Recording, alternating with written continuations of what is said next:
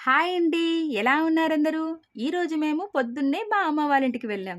అక్కడికి వెళ్ళగానే మా చిచ్చరపిడుగు ఆహిర మాకు వెల్కమ్ చెప్పింది. చూడండి మీకు కూడా తను హాయ్ చెప్తుంది. హాయ్ ఆహిరా. ఇంతకీ ఆహిర ఎవరో చెప్పలేదు కదా! తను మా తమ్ముడు కూతురు. ఏంటి కూతురంటున్నారు? తను చూస్తే అబ్బాయిలా ఉంది అనుకుంటున్నారా? తను పేరుకే ఆడపిల్లండి బాబు. చేసేవన్నీ మగరాయుడు పనులే. అందుకే వాళ్ళ నాన్న కూడా అబ్బాయిలా కటింగ్ చేయించాడు తనకి.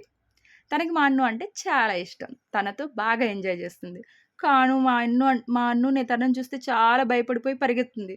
చూడండి ఎలా దూరంగా వెళ్ళిపోతుందో. ఎందుకంటే కొద్దిసేపటికి తను ఏదో ఒకటి ఒక గిఫ్ట్ ఇచ్చేస్తుందనమాట. గిఫ్ట్ అంటే ఏదో అనుకునేరు.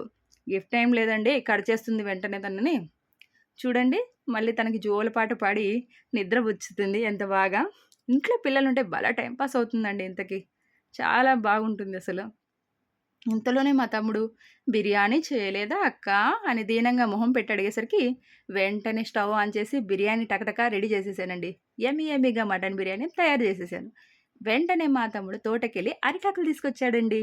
వెంటనే అరిటాకులు శుభ్రంగా కడిగేసి, అరిటాకులు భోజనం చేసామండి ఈరోజు.